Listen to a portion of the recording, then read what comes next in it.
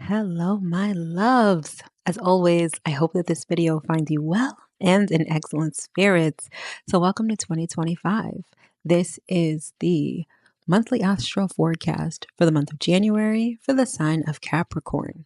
Now, this video is definitely for Capricorn rising. However, if you are a Capricorn sun, this information will apply to you as well. Just make sure that you also watch for your rising sign. All right, so without further ado, let's get into it. All right, so let us begin with a brief overview of the energy for the month. But before I get into that, happy birthday to all of my Capricorn sons. Whether you are a December Capricorn or a January Capricorn, I wish you nothing but great health, wealth, abundance, joy, love, and continued blessing in your new year of life. All right, live it up. Hopefully, you are doing some fun things during your season. All right. And speaking of your season, currently we are in Capricorn season. So that puts an emphasis on your first house of self. All right. So during the month of January, every January, you guys have a focus on your first house of self and your second house of money. So everything about January is all about you. It's all about, setting new goals, maybe planning some new projects as you guys love to do, right? This could be getting your money in order, trying to sort of, I don't know, implement perhaps new and unusual ways to make money or acquire possessions. Either way, December. We're currently in January. January has a focus on you. So, one of the things that I think would benefit you this month is to, especially now since we're at the very beginning of the month, take some time to figure out exactly what it is that you want. I love, when the sun is transiting our first house or when it is our solar return, it's like the slate is wiped clean, right? It's your personal new year. So, in this new year of life, what do you want to do? What is important to you, right? Because even when the sun goes into Aquarius, and Aquarius being your second house of money and material possessions, the second house also covers value and worth. It gets us to focus on what's truly important in our lives. What are the things that we value? With this focus on self this month, issues related to self esteem, self worth may also come up so that you can fine tune those things and really get focused on exactly who you are in this new year of life, right? And what better time to do all of this than right now? Because clearly it's January, it's the top of the new year. We've got Mars retrograde, which didn't begin in January, it began in December, but Mars retrograde is slowing everything down. It's giving everyone a chance to rest and to do some reflection. So, with the sun transiting your first and second houses this month, take some time to physically rest, whether it's sleeping more, whether it's, resting your mind, not working so much, and just reflect on who you want to be and what you want to achieve in this new year of life. All right, so now let us get into the astrology and see exactly what January has in store for you. All right, so in terms of the cosmic climate for January, like I said in the general astrology video for the month, and if you didn't get a chance to watch that, it will be linked in the description box below so you can check it out. But in that video, I talk about how in January, there's going to be there is a lot of receptive energy, meaning that it's this energy of receiving, this energy of sort of inwardly directed energy. It's this energy of being quiet, being still, right? Which is kind of contrary to the whole new year, new me hype that we always hear at this time of year, right? But suffice it to say, January is a month to kind of take it easy, start planning things behind the scenes and conserving your energy. All right. So, in terms of the specific transits for the month, we begin on January 2nd with Venus entering Pisces. And this is happening in your third house of ideas and communication. So, this is about communication and thoughts that are centered around your extended family relationships. So, that would be like relationships with your siblings, aunts, uncles, cousins, all those people. Could also be about relationships centered around your neighborhood. So, like your physical neighbors, community members. Those are the type of relationships that the third house governs or speaks of. Okay. Now, Venus has a lot to do with money, okay? And so with this transit, Venus in Pisces, money is going to be a thing, right? This may be a transit where you learn new things about money. This could be a transit that finds you being charitable or philanthropic, specifically when it comes to your neighborhood or your community. And it's also being of service to those in your immediate vicinity. All right. So everything about this transit is having to do with who is directly around you, whether it's your physical neighbors, siblings, extended family members, etc. Yeah. All right. So next up on January 6th, we have Mars retrograding back into Cancer. And this is happening in your seventh house of relationships and partnerships. All right. So as I mentioned before, Mars is retrograde, and Mars retrograde gets us to rest. It really gets us to conserve our energy, and it gets us to reflect on whether the energy we've been exerting has been worth it, right? Sometimes, when you really put effort into something and it doesn't pan out the way that you wanted to, you kind of feel like, okay, I could have put my energy or efforts into something else. So when Mars is retrograde, that's kind of the mindset that we're in. Now, with Mars being retrograde in Cancer and Cancer being your seventh house of relationships, and when I say relationships, I'm talking about marriages, committed partnerships, even business partnerships where you're contractually bound, right? Mars retrograde in Cancer is like, are my basic emotional needs being met? Like, let's say you have a long term partnership, right? And maybe you've been doing the most. You've been putting out the most energy, making sure that your partner has, your full attention, that they feel loved by you, etc. However, you don't feel like you've been getting that back from your partner. Mars retrograde in Cancer is really going to have you reflecting on whether you should continue to nurture this relationship or nurture this partner or partnership, okay? With a focus on the basic emotional needs. So, this is a very contemplative kind of transit. And the fact that it's happening in your seventh house has a lot to do with equality. Right? In partnerships, it's a give and take.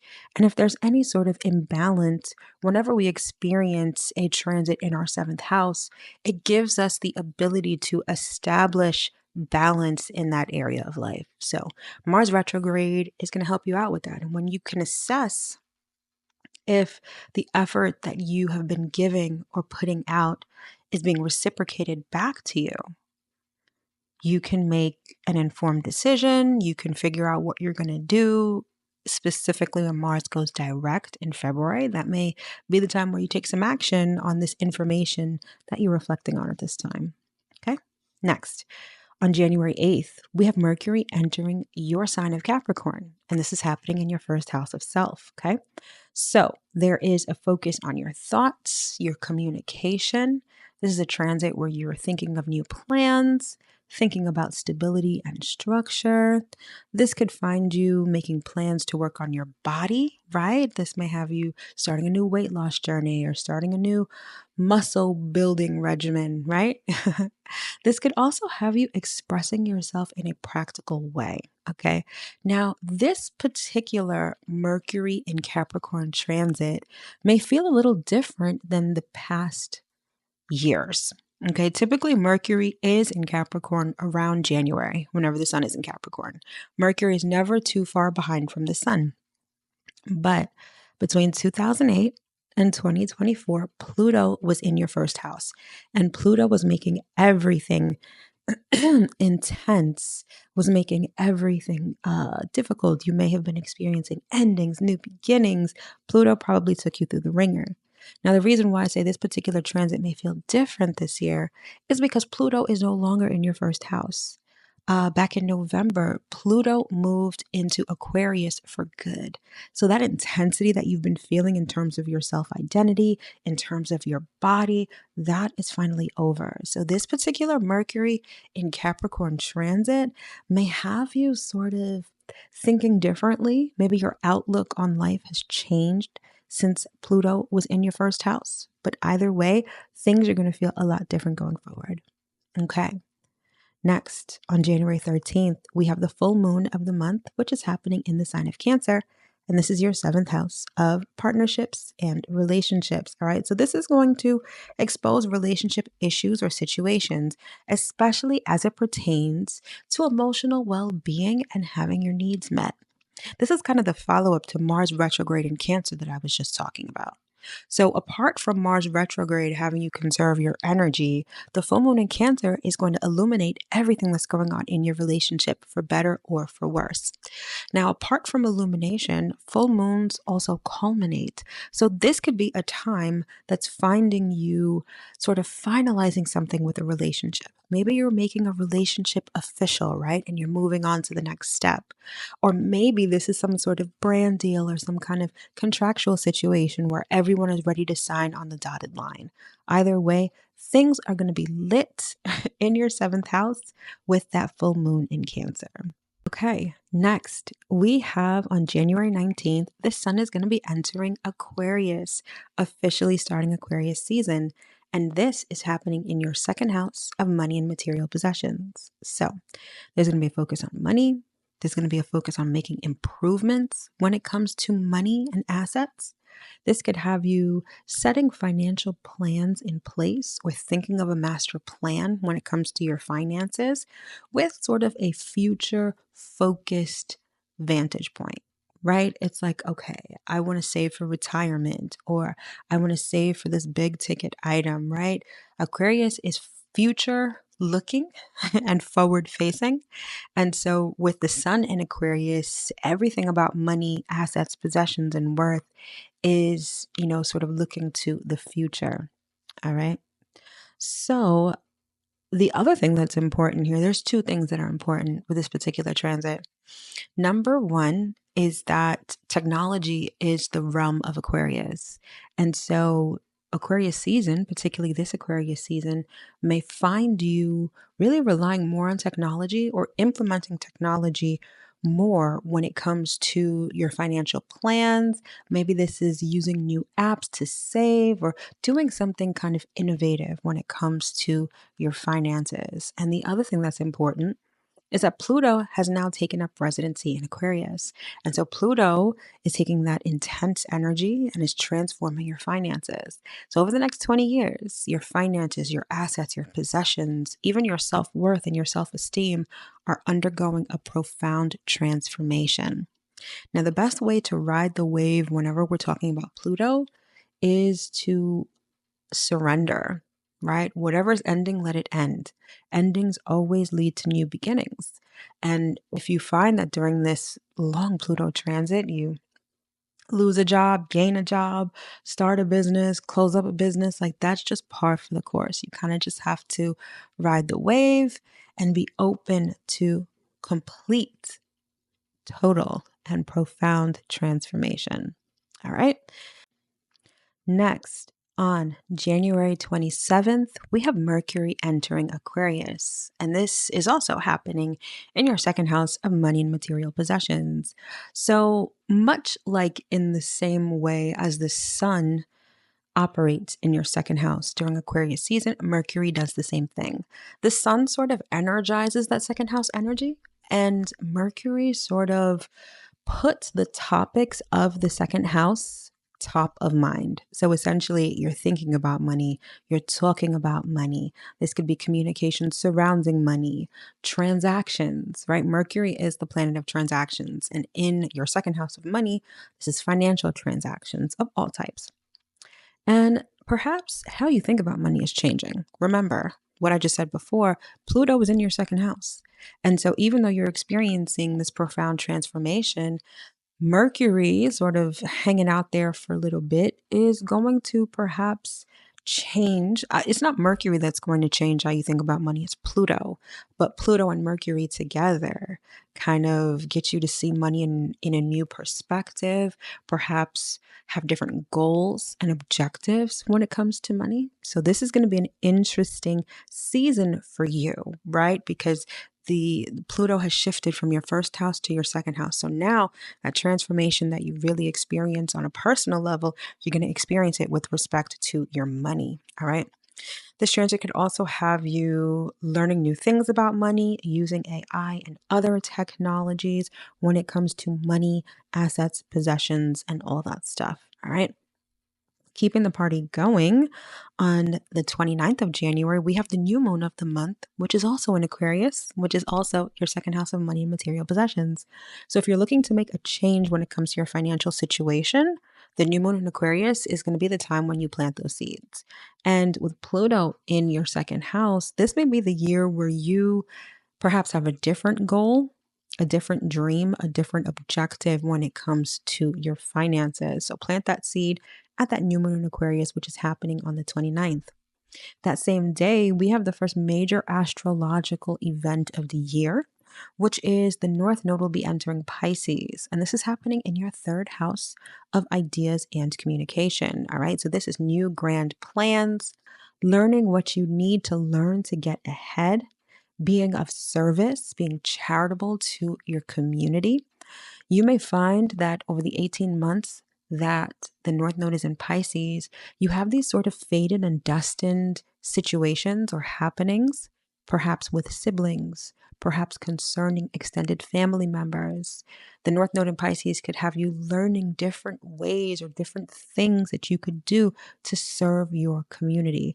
Either way, the North Node in Pisces is going to be kind of magical. And with this happening in your third house, it's like the magic wand is being waved when it comes to your communication, your ideas, and those relationships that are closest to you. All right. So this kicks off an 18-month cycle that, like I said, is sure to be magical. And then finally, we close out the month on January 30th with Uranus going direct in Taurus. And this is happening in your fifth house of romance, self expression, and children. Now, Uranus is the planet of sudden changes, surprises. It's like this electric thunderbolt kind of energy.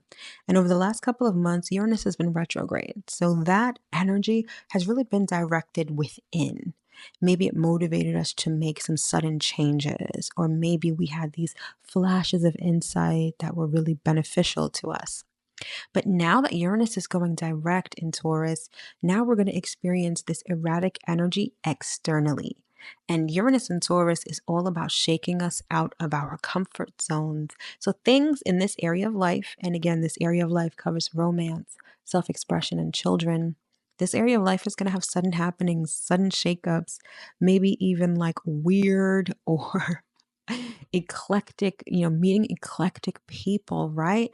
This is surprises and sudden changes in the area of romantic love, creativity, and children. So you could all of a sudden have this $1 million idea with this creative endeavor. All of a sudden, you want to learn the guitar.